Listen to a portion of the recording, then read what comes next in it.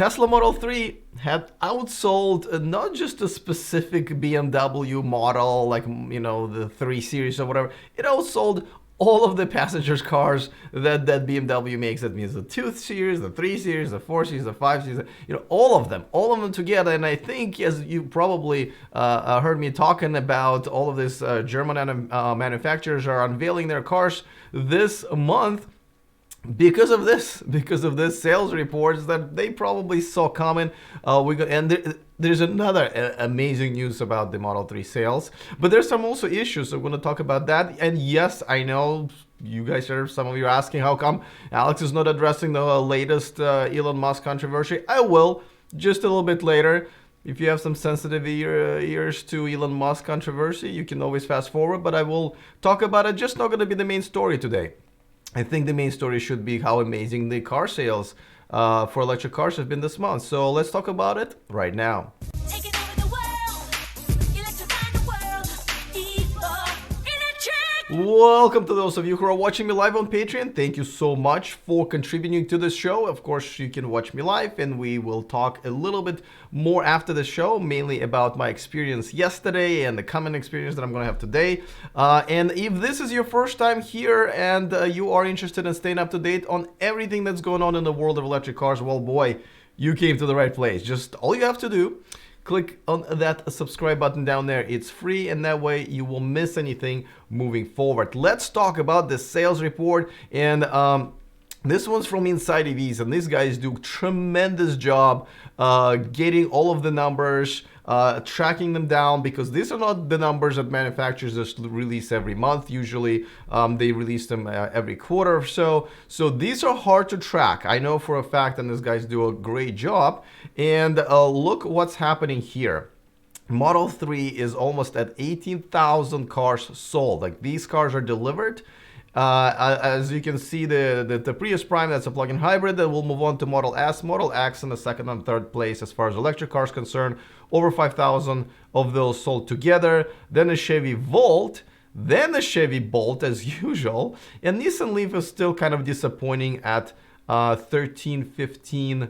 I really just don't get it. I have to say that the new Leaf is a humongous step forward for Nissan, and they are selling really, really well in Europe and in Japan, but somehow they're just kind of not bringing him here. Now, 2019 version is going to be even better just because of the new LG Chem batteries, because of the longer range and quite a thermal management system. Just so many things that will kind of complete the transformation of the Leaf.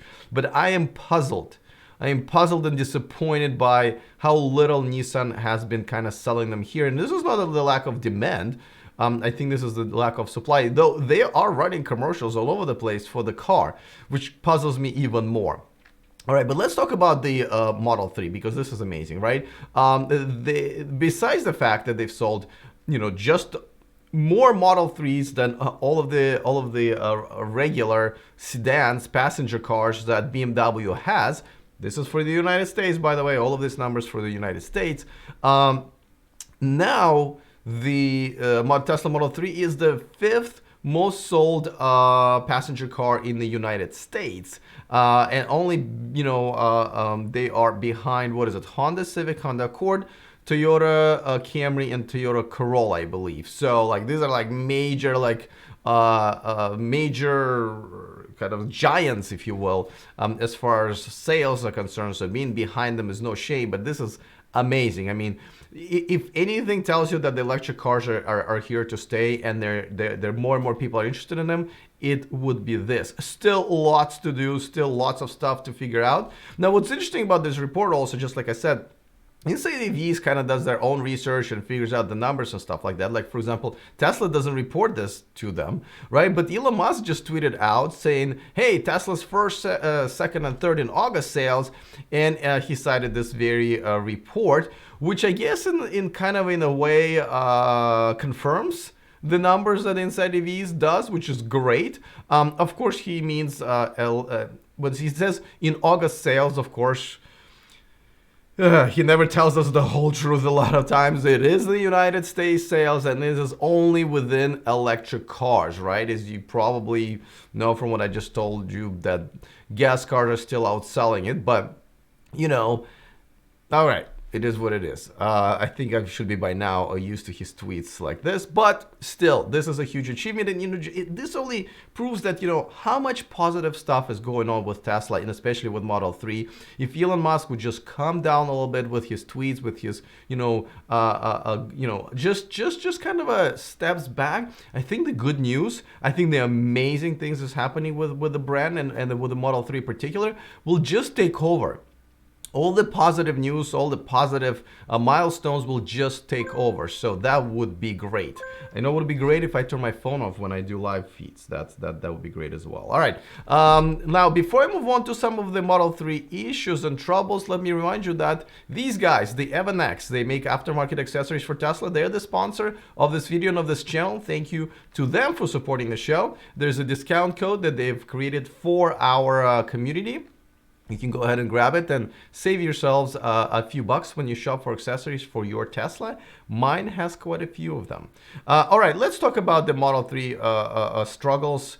As they've ramped up the delivery curve, if you will, and the production curve, the delivery curve is actually kind of behind them by a lot. There are more and more people are reporting that their deliveries are either kind of, not canceled, but sort of put on hold without any new dates. And some of them are saying that, hey, my delivery was supposed to be tomorrow. I already did all of the financial stuff. I prepared my, loan payments, and I already saw my previous car and all of it. And all of a sudden, Tesla reached out to me and said the car is not ready, and we don't know when it's going to be. A lot of times, Tesla just does not reply to people trying to say, hey, well, what's going on when I'm going to get my car?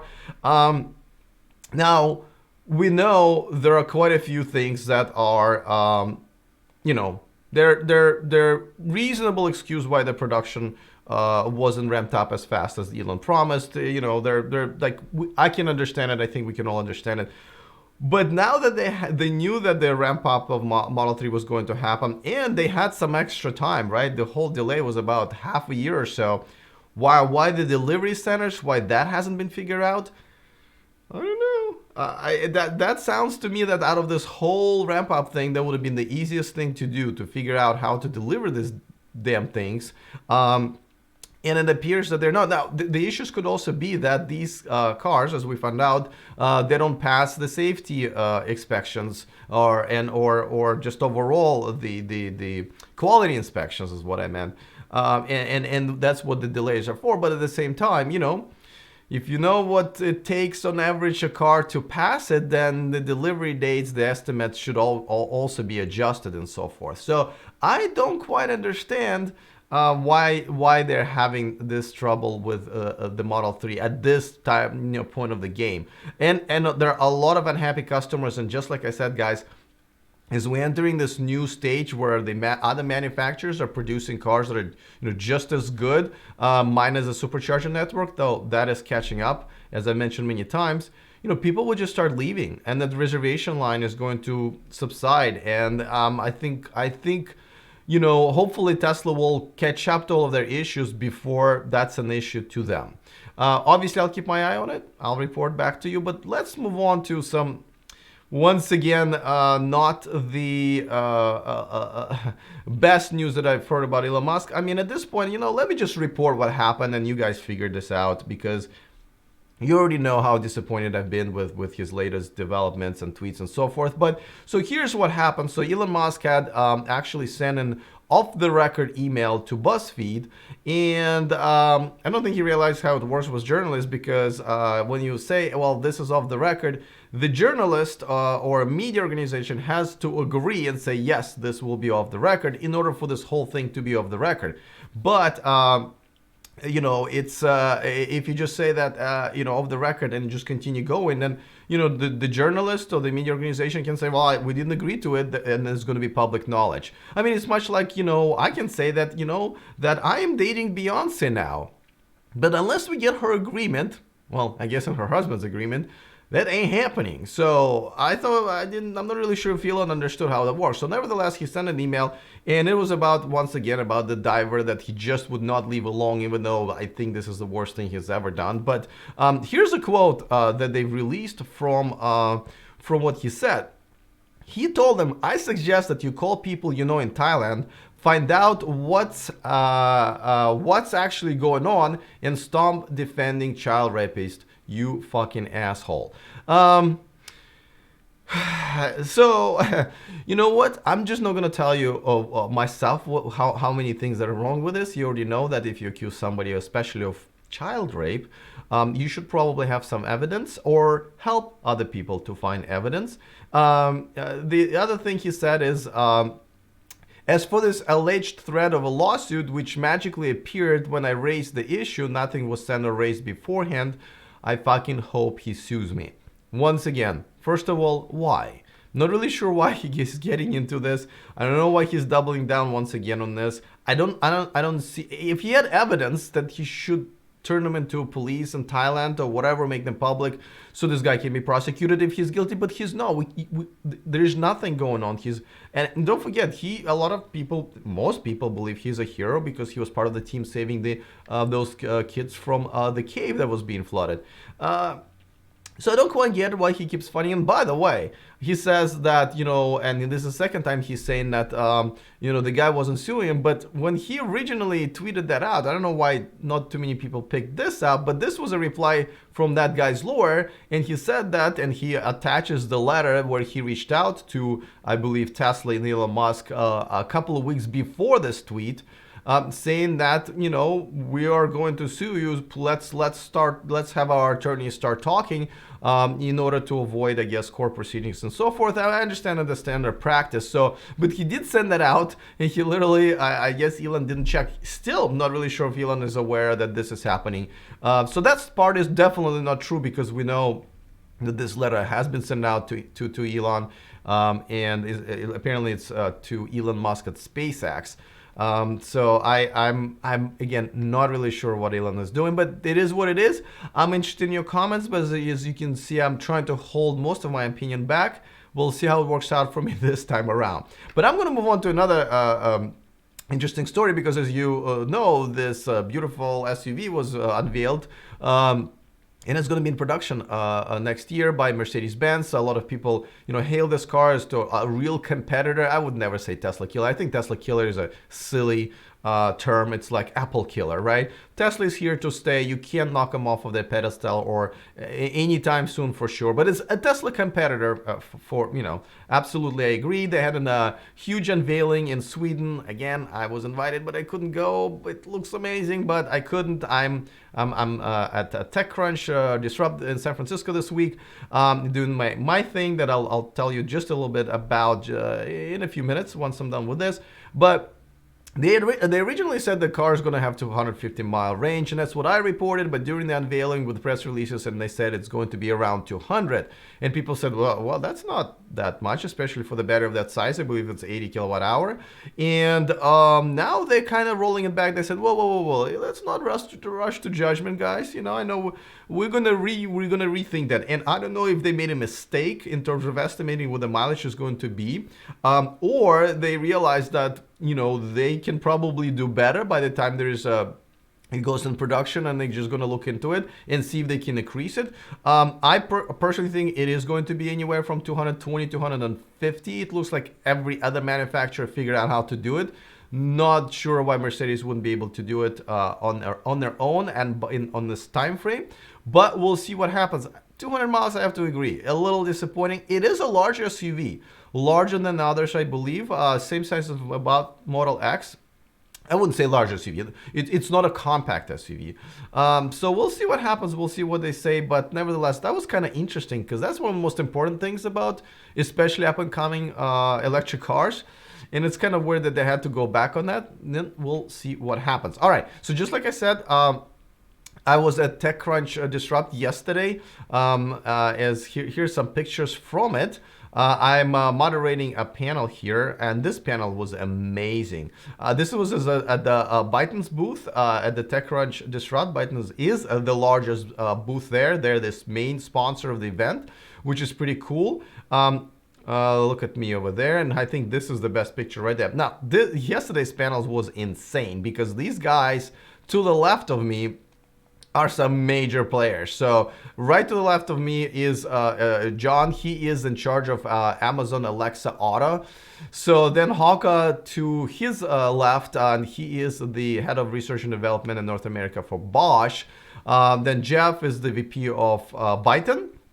And then Jay is a former CEO of Tesla. Now he is a CEO of Takeon, one of up-and-coming startups. There's going to be unveiling some major stuff pretty soon, from what I understand. So this was an interesting panel to moderate, but I'm going back today. As a matter of fact, that's why I'm doing my video a little bit early today. I'm moderating another panel about automotive security today, and tomorrow we are going to have another panel specifically talking about the Byton brand and so forth, because it is at the Byton's booth. Yesterday's discussion was about the user experience for automotive industry, and to me that was double whammy because my previous job, my full-time job, was a UX designer, so this is right up my alley. So that was pretty cool. Also, this Saturday I will be releasing the interview with the CEO of Pininfarina. As you probably remember, they were showing this amazing hypercar that they're designing now, just completely on their own. During the Monterey Car Week, they weren't showing it to anybody. This is the only image they really released. I was lucky enough to see the entire thing, and I can't obviously even tell you much about it yet. I can only tell you it's amazing. But my interview with their CEO at this amazing multi-million-dollar mansion where they were hosting that, and some potential customers were able to check it out. I'm going to post it on Saturday. Also, thank you to my new Patreon, Christofi Kantin. Sorry if I'm mispronouncing your name, but I'm gonna apologize in advance. Thank you so much for becoming a Patreon. And if you guys want to become a Patreon, look right here, patreon.com/e4electric. You get to watch me live. You get to see some of the behind the scenes videos and pictures. And I also do this, which I've been enjoying a lot lately, the extra mile. This is the segment that I do once I stop the recording for the YouTube, and I just continue talking to my Patreons live, and I really, really like that. I'm not sure how much we're going to be able to cover today because I got to go to San Francisco, and I haven't even picked up my Volt from the body shop because it got hit during the Monterey Car Week, and I'm trying to get it fixed so I can jam to San Francisco because another panel that I'm moderating at the TechCrunch Disrupt is at 3:15. It's 10:45 a.m. right now. But let's move on to comment of the day. I got a couple of them here, so let me see if I can get through them real quick. The first one comes from Jean-Marie Cedric. He says, if it was not Tesla that pushed the electric revolution, I wonder in what year we would have driven those cars. And he's talking about this. All German automakers are trying to catch up to Tesla and all these electric cars that are being unveiled this month. And listen, I always say this, and it's forget his name, but this was not my saying, but someone said that the best achievement the most amazing achievement of Tesla was the Jaguar I-Pace, right? Essentially suggesting that, yes, absolutely, Tesla has dragged everybody kicking and screaming into this amazing new technology. Will we ever have electric car technology? Probably. I mean, there were other movements already towards that, and obviously with the whole global warming initiatives all over the place, we would be probably moving in that direction. But yeah, Tesla definitely like 99% responsible for that. No argument there at all. All right, let's talk about the second comment. I like this one as well.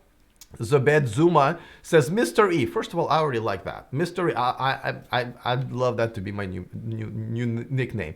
Though that's not what some people are calling me in the comment section, but that's fine. All right, Mr. E, I appreciate that you want to be a cheerleader for the electric car movement and put a generally positive spin on things, but I think that you could stand to be a bit more critical at times. Ignoring or glossing over the shortcomings of a new vehicle is not really advancing the cause. Well, it's funny that you say that, because just the other day and many other days, I'm usually being called, Tesla hater or Elon Musk hater, and how much, I hate the electric cars, and now I have a plug-in hybrid, and I'm a gas guzzler. So it's funny how things change from one day to another. I'm going to assume you haven't seen on my channel for too long, so I suggest you go back and see those videos. But yes, I'm not a cheerleader for any specific brand per se, even though there's no secret I've been just completely in love with Biden lately, and though they are no way sponsoring the channel or anything like that. I only have one sponsor, and which is Evanex. But yes, my job is to kind of cheerlead and talk about the amazing things that are happening. But I've been pretty critical of some brands, including Tesla, about some of the things that I don't like that are happening, and I think are slowing us down. So absolutely, I just think. I mean, you can criticize a lot of things about almost every car, right? About every tech. When I was talking about the EQC, the unveiling and stuff like that, yes, I'm genuinely excited for that. Does it have shortcomings? Absolutely. But I believe I have talked about it. Like, for example, the lack of the fast charging network. I did address that. If you tell me there's some specific things I've overlooked, sure. But that was definitely not a critique piece. It was definitely saying, oh, look, there's another realistically great electric car, and this one is from the major manufacturer, which is important. That was kind of my whole point. And yes, when there are unveilings, I do try to concentrate on more positive things, unless it's a complete piece of crap, which in this case, it was not. EQC is going to be an amazing car. So hopefully I'll address that, but all you have to do is go through my library, and you'll see there's quite a few criticisms. As a matter of fact, dare I say, I am one of the most critical people in this, at least YouTubers maybe, in this space, because I really do try to be unbiased and fair on both sides, positive and negative. So that's that. All right, I'm gonna we're gonna move on to the extra mile now with my Patreons. Again, you're welcome to join patreon.com/electric. Thank you so much for contributing and supporting the show. But other than that, I will see you guys tomorrow, and remember to stay charged.